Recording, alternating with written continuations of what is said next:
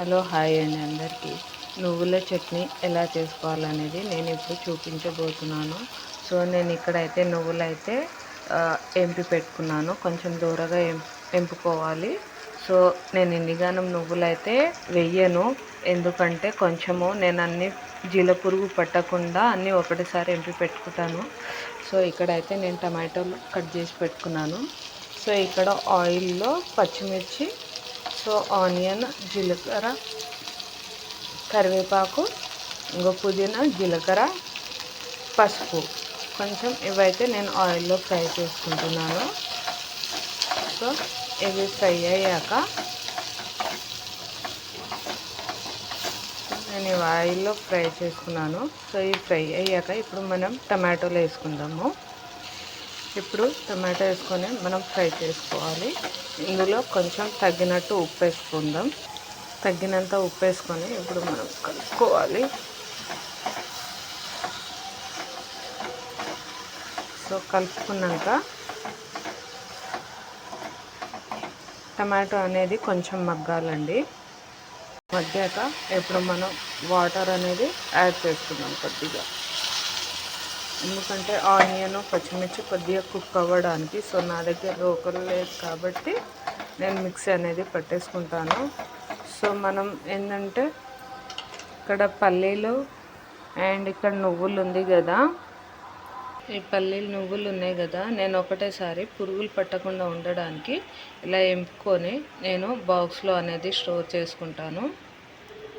అయితే కొద్దిసేపు అయితే వీటిని కుక్ అవ్వనిద్దాం.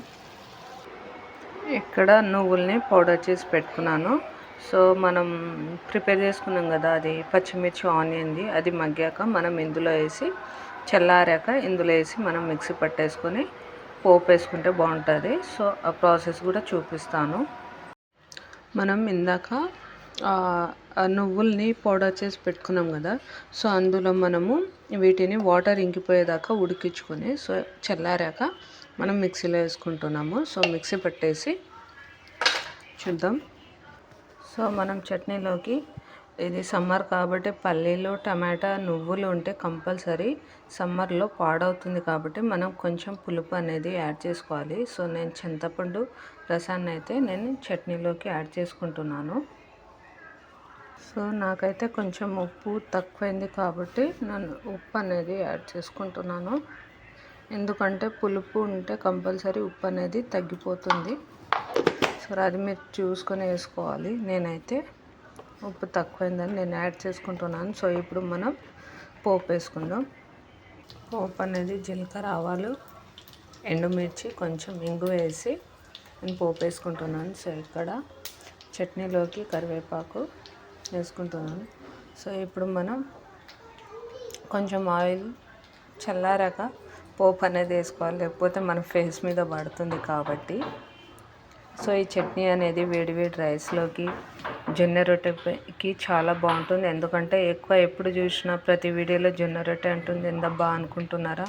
సో మేము బంజారాస్ కాబట్టి మేము ఎక్కువ జొన్న రొట్టెనే ప్రిపేర్ చేసుకుంటాము, ఎక్కువ జొన్న రొట్టెనే తింటాము. సో మా ట్రెడిషనల్ ఫుడ్ జొన్న రొట్టె కాబట్టి నేను చెప్తున్నాను. సో జొన్న రొట్టె పైకి వేడివేడి రైస్కి చాలా బాగుంటుంది ఈ చట్నీ అనేది. ఒకసారి మీరు కూడా ట్రై చేసి చూడండి. సో ఎలా ఉందనేది నా కామెంట్లో చెప్పండి. ఫుల్ ఎలా ఉందనేది కామెంట్లో చెప్పండి. సో నా వీడియోని అయితే లైక్, షేర్, సబ్స్క్రైబ్ అయితే చేసుకోండి ప్లీజ్. మీరు ఎంత సపోర్ట్ చేస్తే నేను అంత ముందుకు వెళ్ళగలుగుతాను. ఇంకొన్ని వీడియోస్ మేము ముందుకు వస్తుంటాను. Please subscribe. సో మీరు కూడా ఒకసారి ఈ చట్నీని ఇలా ట్రై చేసి చూడండి. జొన్న రొట్టెకి వేడివేడి రైస్ మీద వేసుకొని తినండి. సో ఎలా ఉందనేది నా కామెంట్లో చెప్పండి, ఓకేనా? ఇంకొన్ని వీడియోస్కి ముందుకు వస్తుంటాం. ప్లీజ్ సబ్స్క్రైబ్, బెల్ ఐకాన్ని క్లిక్ చేయండి. క్లిక్ చేయకుండా అయితే మర్చిపోకండి, కంపల్సరీ క్లిక్ చేయండి. Okay bye. ఏంటంటే దోశ పైన కూడా బాగుంటుంది, ఏ టిఫిన్స్కైనా, బోండా, దోశ, మన చిన్న చిన్న పునుగులు ఉంటాయి కదా, సో వాటిపైన కూడా టిఫిన్స్లో మీద కూడా ఈ చట్నీ అనేది బాగుంటుంది. సో మీరు కూడా ట్రై చేసి చూడండి. టిఫిన్స్ పైన, వేడివేడి రైస్ పైన, జొన్న రొట్టె పైన ట్రై చేసి చూడండి, ఓకేనా? ట్రై చేశాక సో ఎలా ఉందనేది నా కామెంట్లో చెప్పండి.